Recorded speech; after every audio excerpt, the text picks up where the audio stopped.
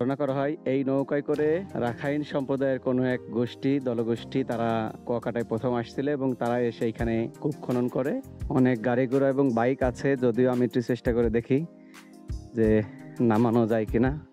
বালির মধ্য দিয়ে আসলে বাইক চালানো হচ্ছে সবচেয়ে পৃথিবীর কষ্টের কাজ।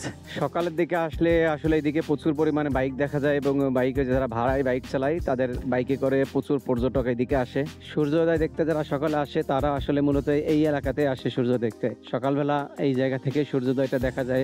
এই যে ডুবে গভীর সমুদ্র দেখা যাচ্ছে, মনে হয় সূর্যটা একেবারে সমুদ্রের মধ্য থেকে, একদম সমুদ্রের মধ্য থেকে সূর্যটা উঠলো এরকম মনে হয়। কি সুন্দর ঝাউবন ছিল এদিকে, দেখেন গাছ কিভাবে পড়ে আছে, গাছের শিকড় বাকড় আর এরকম করে নিথর দেহ এখানে পড়ে আছে। হাই এভরিওয়ান, আসসালামু আলাইকুম। আশা করি সকলেই ভালো আছেন। আমি আপনাদেরকে কুয়াকাটা সমুদ্র সৈকত থেকে স্বাগত জানাচ্ছি। গতকালকে আমরা কুয়াকাটা চৌরাস্তা থেকে পশ্চিম দিকে গিয়েছিলাম, আপনাদেরকে ঝাউবন বা কাকড়াচর এদিকে ঘুরে দেখিয়েছি। আজকে আমরা যাব পূর্ব দিকে এইদিকে একটা অনেক আগের নৌকা আছে, নৌকাটা আপনাদের দেখানোর চেষ্টা করব এবং এদিকে একটা কাকড়াচর ঝাউবন আছে, সেটা আপনাদের দেখানোর চেষ্টা করব। এই রাস্তাটা আগে একটু পাকা ছিল এবং ছোট ছিল। এই কিছুদিন যাবত হয়েছে রাস্তাটা খুঁজছে এবং বড় করার চেষ্টা করতেছে। অবশ্যই পাশে বাঁধ দেওয়ারও চেষ্টা করছে।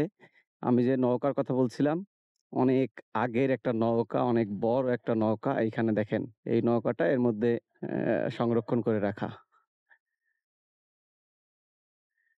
ধারণা করা হয় এই নৌকায় করে রাখাইন সম্প্রদায়ের কোনো এক দলগোষ্ঠী তারা কুয়াকাটায় প্রথম আসছিল এবং তারা এসে এখানে কূপ খনন করে এবং পরবর্তীতে এর নাম হয়ে যায় কুয়াকাটা এবং তারা বসবাস করতে করতে আস্তে আস্তে মানুষের বসতি বলে ধারণা করা হয়। এখানে এই সম্প্রদায়ের একটা মন্দিরও এখানে আছে এই পিছনে। আপনারা যারা আসবেন ভ্রমণ করতে তারা সেইখানে ঘুরে দেখতে পারেন। আর এই দিক দিয়ে আসলে পায়রা বন্দর পর্যন্ত চলে যাওয়া যায়, কিন্তু এই মাটির রাস্তা দিয়ে এত দূরে যাওয়া আসলে খুবই কষ্টকর। আর প্রচন্ড গরম, এই গরমে আসলে বাতাস প্রচন্ড, কিন্তু এই গরমে তাও টিকে থাকা যাচ্ছে না। চেষ্টা করব যে সাগরের পাড় দিয়ে কত দূর যাওয়া যায়, চলেন দেখি সাগরের পাড় দিয়ে যাওয়া যায় কিনা। এই দিক দিয়ে সাগরের পাড়ে নামা যায়, ওই পাশ দিয়ে সাগরের পাড়ে নামার কোনো সুযোগ নাই, নামতে দেয় না।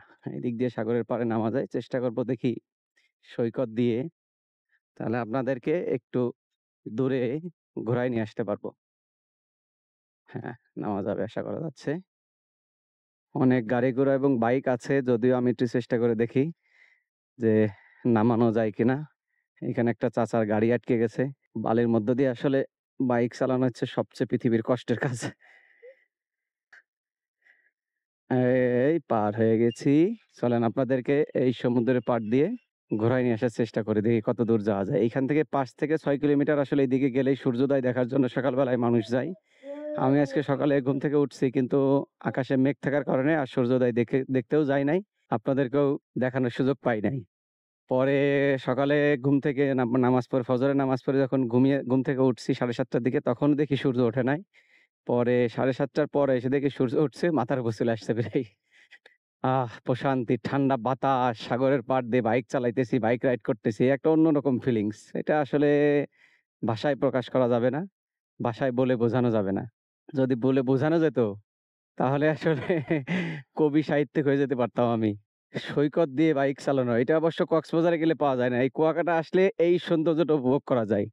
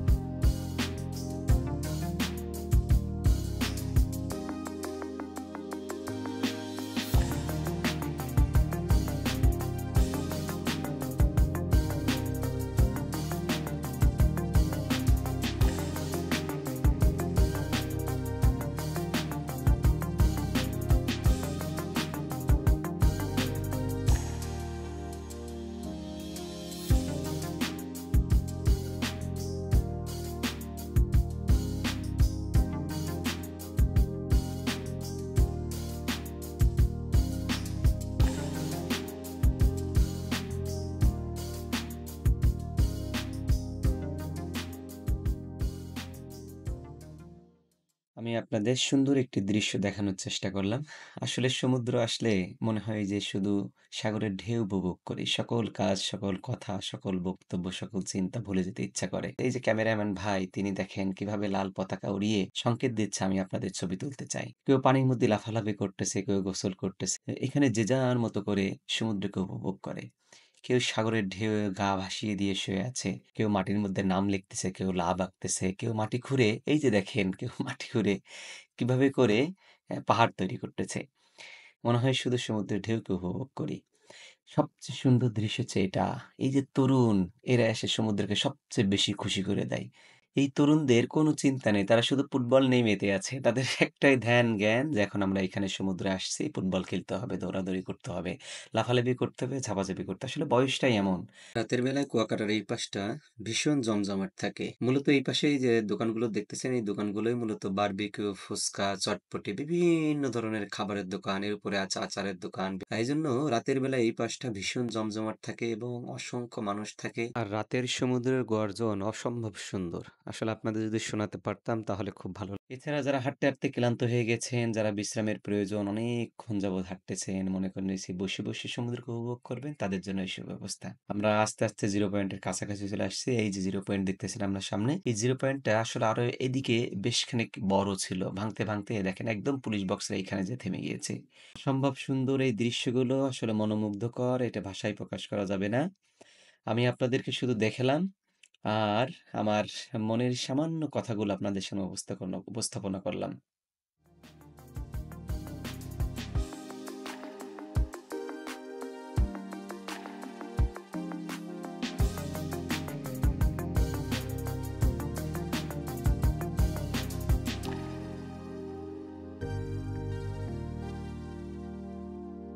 যাই হোক এখান থেকে আমরা ব্যাক যাচ্ছি। এই যে ভাইয়া খুব খুশি হয়েছে সে আমাকে দেখে, আমিও তাদের দেখে খুব খুশি তাদেরকে দেখাতে পেরে। আমি হয়তো তারা কোনোদিন আমার এই ভিডিওটা দেখবে কিনা জানি না। তবে আমি তাদেরকে ভিডিও করে খুব খুশি। আসলে বলতেছিলাম তারুণ্যের কথা। তারুণ্য বয়সে আমি একবার সমুদ্রে আসতে পেরেছিলাম ২০১০ সালে। তখন আমি ক্লাস 10 এর ছাত্র।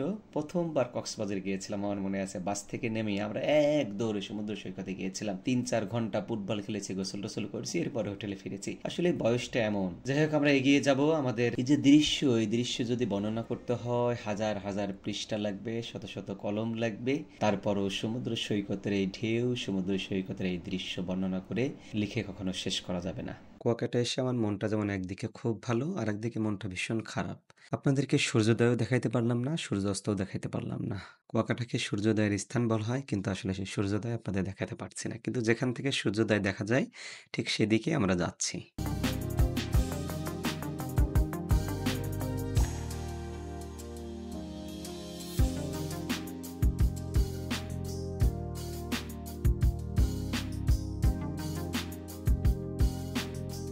আমার বাম পাশ দিয়ে আপনারা দেখতেছেন যে বিশাল, বিশাল বালুর বস্তা।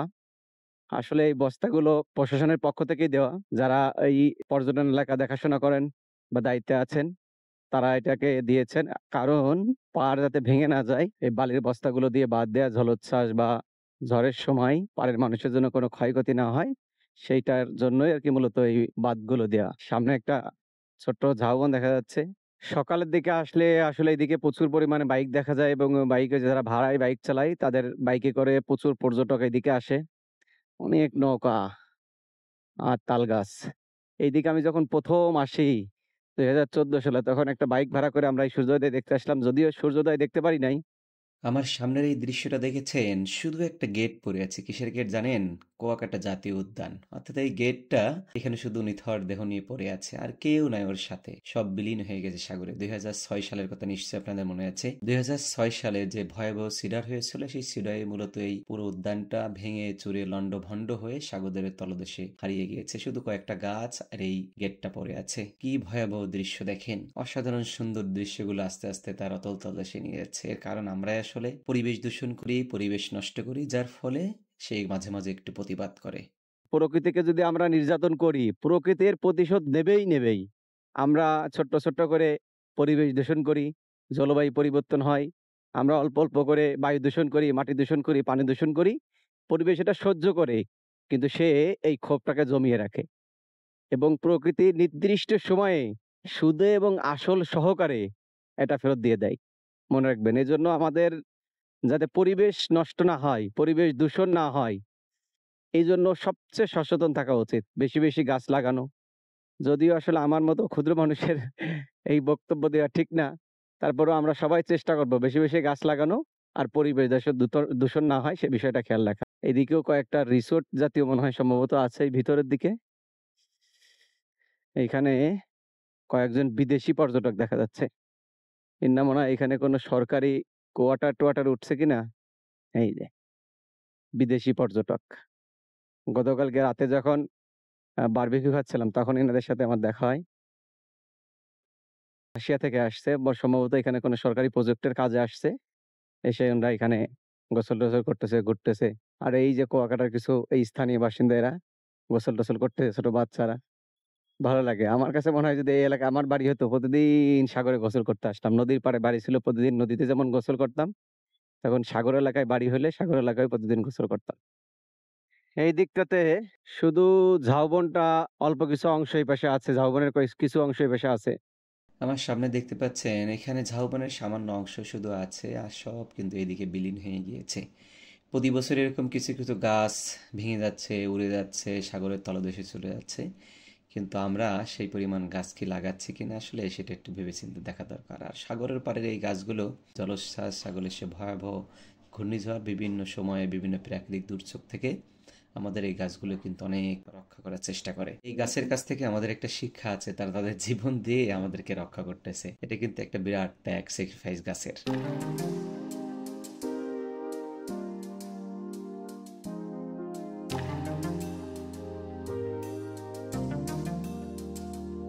শত, শত গাছ এভাবে উপরে পড়ে আছে। মানে অসহায় মানে গাছগুলো পুরো সমুদ্রের কাছে অসহায়ের মতো পড়ে আছে। আমরা যেমন অসহায় হয়ে যাই, এরাও এরকম অসহায়ের মতো পড়ে আছে এখানে। সূর্যোদয় দেখতে যারা সকালে আসে তারা আসলে মূলত এই এলাকাতে আসে সূর্য দেখতে, এই অঞ্চলটাতে। সকালবেলা এই জায়গা থেকে সূর্যোদয়টা দেখা যায়। এই যে ডুবে গভীর সমুদ্র দেখা যাচ্ছে। মনে হয় সূর্যটা একেবারে সমুদ্রের মধ্য থেকে একদম সমুদ্রের মধ্য থেকে সূর্যটা উঠলো এরকম মনে হয়। এজন্যই মানে কুয়াকাটা থেকে সূর্যোদয়টা সবচেয়ে সুন্দর দেখা যায় বাংলাদেশের। যত জায়গায় সূর্যোদয় দেখা যায়, কুয়াকাটার এই স্থানটাতে সূর্যোদয় সবচেয়ে সুন্দরভাবে দেখা যায়। ওমা! এখানে দেখবার গরুও আছে। কি সুন্দর ঝাউবন ছিল এদিকে দেখেন গাছ কিভাবে পুড়ে আছে। গাছের শিকড়-বাকড় আর এরকম করে নিথর দেহ এখানে পড়ে আছে। সাগরের ঢেউয়ের গর্জন আর বিশাল, বিশাল ঢেউ এই গাছগুলোকে এভাবে ফেলে রাখছে। যদিও গাছগুলো এখান থেকে কাটা নিষেধ। তারপরেও দেখতেছি কারা যেন মানে দুষ্ট চক্রের লোকের তো অভাব নেই। তারা এসে এই গাছ থেকে এই যে গোড়া থেকে কেটে নিয়ে চলে গেছে করাত দিয়ে বোঝা যাচ্ছে কয়েকটা গাছ। কিভাবে প্রকৃতি এভাবে ধ্বংস হয়ে যাচ্ছে। আশ্চর্য বিষয়। এইভাবে পড়ে আছে। জনশূন্য এলাকা, মানুষ নেই জন্য এদিকে একেবারে ফাঁকা। ওই সামনে আরো কিছু জায়গা আছে। এই সামনে থেকে আমরা ব্যাকে যাবো। কারণ সামনে লোকজন খুব একটা বেশি দেখা যাচ্ছে না। হাতে গোনা ২-১ জন লোকজন। রিস্ক নেওয়া যাবে না। আর এরকম গাছগুলো পড়ে আছে। আজকের মতো এখানে শেষ করছি ভিডিওটা। যদি ভালো লেগে থাকে অবশ্যই লাইক দিবেন, কমেন্ট করবেন। আর যারা নতুন আছেন চ্যানেলটা সাবস্ক্রাইব করে পাশে থাকবেন। সকলকে ধন্যবাদ। আল্লাহ হাফেজ।